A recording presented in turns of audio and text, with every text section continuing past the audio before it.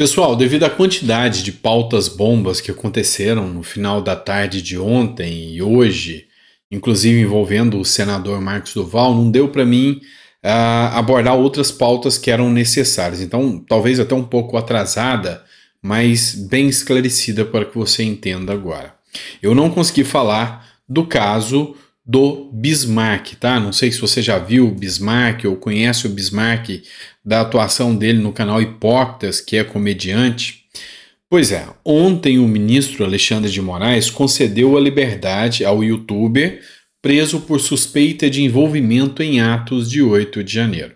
O ministro do Supremo Tribunal Federal concordou com o entendimento da Procuradoria-Geral da República de que a prisão poderia ser substituída por medidas cautelares. Eu preciso que você entenda um pouco mais.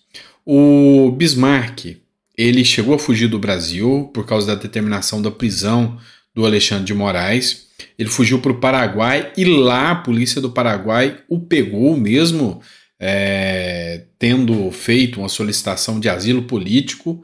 Antes que o asilo fosse deferido, ele foi pego, foi entregue à Polícia Federal lá em Foz do Iguaçu e foi levado à prisão.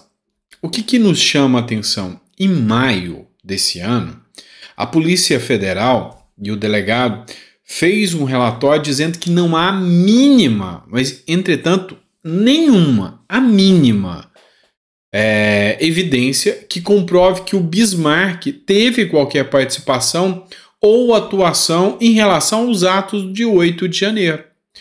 A única coisa que o Bismarck fez foi tecer críticas, fez uma carta onde criticava muito o Supremo Tribunal Federal e outras instituições, mas não teve qualquer participação nos atos de 8 de janeiro. Esse relatório da Polícia Federal foi simplesmente ignorado. E mesmo assim, ele se manteve na prisão, tá? Preso desde fevereiro, se eu não me engano. E esse relatório foi em março. Entretanto, ainda no dia 29 de março, o Procurador-Geral da República fez um relatório solicitando que ele fosse posto em liberdade. Ontem, à tarde, o Bismarck foi colocado em liberdade, mas ainda está com uso de tornozeleira e ainda está com algumas medidas restritivas. Não sei falar sobre as redes sociais, se ele vai poder participar de redes sociais ou não. Eu acho que não será possível, porque é uma prática que já vem sendo adotada pelo judiciário brasileiro. Eu acredito que ele perderá as redes sociais dele. Mas vai estar solto com tornozeleira, apesar da Polícia Federal falar que não tem a menor cabimento, a menor possibilidade de vincular o que lhe acusam, que é ter participado dos atos do dia 8 de janeiro, com as críticas que foram proferidas. Então, era importante que eu falasse sobre isso. Não consegui falar nos editoriais passados, mas nesse aqui a gente traz isso. Vamos falar agora do Marcos Duval. Ainda está dando o que falar esse assunto. Essa matéria do jornal Metrópolis diz que o Alexandre de Moraes esperou o momento certo para ordenar a ação contra o senador Marcos Duval. O ministro recebeu o pedido da Polícia Federal ainda em abril. Ele quis aguardar e optou por aguardar. E aqui, o mais interessante dessa matéria é que havia um pedido de prisão do senador e também aconteceu um pedido de suspensão do senador do seu mandato pela Polícia Federal. Entretanto, em momento algum, a Polícia Federal pediu busca e apreensão de dados ou documentos em relação ao senador Marcos Duval. Então, o ministro Alexandre de Moraes, do Supremo Tribunal Federal, nesse caso, ao que parece, agiu de ofício. E isso, que é uma prática que, via de regra, tá? Via de regra, para qualquer criminalista aí pode falar, não é uma medida de praxe do judiciário. O judiciário não age de ofício, ele tem que ser provocado. E não houve a provocação para busca e apreensão. Se fosse um caso disso acontecer lá na Lava Jato ou alguma coisa assim, seria negado na hora, seria derrubado na hora. Mas essa decisão foi feita pelo Alexandre de Moraes e não há a quem ou para quem recorrer. Retaliação por ter convocado Moraes. Por ter convocado Moraes para a CPMI dos atos do dia 8 de janeiro. É o que disse o Marcos Duval sobre a operação. O senador foi alvo dessa busca e apreensão e ele falou que já sabia que isso ia acontecer mais cedo ou mais tarde. Ele já tinha consciência que isso poderia acontecer com ele. E realmente, ele já tinha, inclusive, dito isso nas suas redes sociais. Teve uma intimação que Alexandre de Moraes mandou para o Marcos Duval, e ele falou que dane-se, que se dane, lembra disso? Isso aí já foi reverberado em várias mídias, em vários editoriais aí da grande mídia, e a gente falou sobre isso também com vocês. Então o Marcos Duval argumenta que já sabia que isso poderia acontecer. Mas enfim, voltando a explicar, eu já tinha falado sobre isso, mas voltando a explicar. Quais são os documentos que levaram a essa busca e apreensão e quase prisão do Marcos Duval? O que foi que ele divulgou que é tão grave assim? E aqui o Poder 360, ele trouxe esses documentos. Leia documentos divulgados por Marcos Duval que o tornaram alvo da Polícia Federal. A operação de busca e apreensão foi realizada ontem, quinta-feira, contra o senador, e o Twitter dele foi retido. Tá constando lá um bloqueio judicial, o Instagram foi excluído e o Facebook também foi excluído do senador. E aqui fala que a Polícia Federal foi atrás do Marcos Duval porque ele divulgou documentos da ABIN, aquele documento, aqui a conta retida do Marcos Duval, tá vendo? Por causa de uma demanda legal brasileira aqui, ó. A conta foi retirada do Brasil em resposta a uma demanda legal, tá? E para você ler mais ou entender um pouco mais, aí fala do projeto. Aqui, do processo. Aqui estão os documentos, tá? Que foram entregues, foram publicados nas redes sociais pelo Marcos Duval e que fizeram com que ele fosse alvo dessa busca e apreensão. Ou seja, o que mais de documento Marcos Duval tinha em mãos? Essa era a preocupação do ministro Alexandre de Moraes. É isso que é o objeto da busca e apreensão. Será que além desse documento tinha mais? Porque foram publicadas 4 páginas de um documento que tinha 5.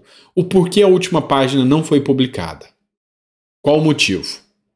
E haviam cópias, mas alguém foi informado desses documentos? Alguém do Senado também tem esses documentos?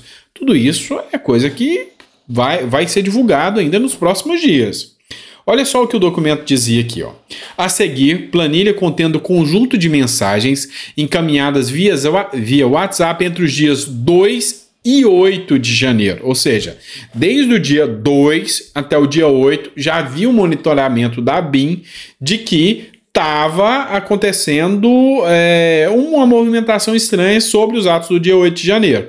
E foram enviados para membros do Sistema Brasileiro de Inteligência, SISBIN, da Célula Integrada de Inteligência e Segurança Pública do Distrito Federal, ou seja, o Distrito Federal sabia, o grupo do CII-CSP, ou seja, a Segurança Pública do Distrito Federal, no WhatsApp, foi criado no dia 7 de janeiro de 2023 e com a participação de representantes das seguintes instituições.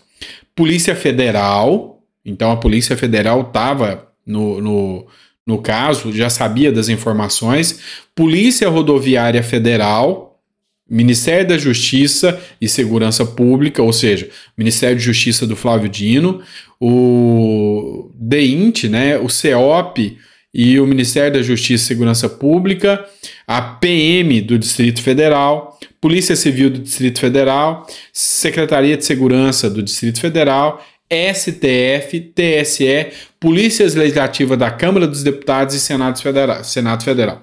Todos esses órgãos sabiam.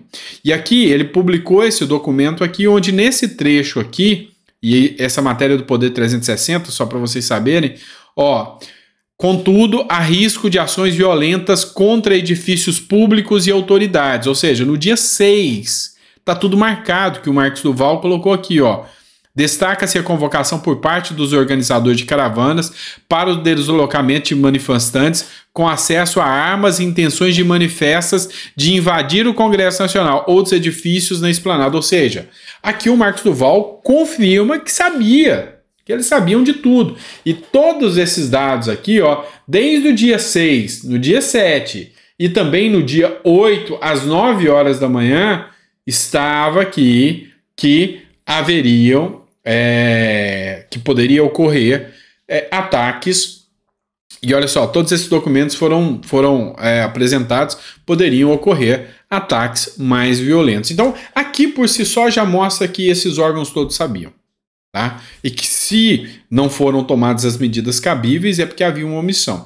E aí é onde argumenta ainda as narrativas da base, da oposição, dizendo, peraí, Lula sabia. O que Lula foi fazer em Araraquara num evento que não se encontrava na sua agenda?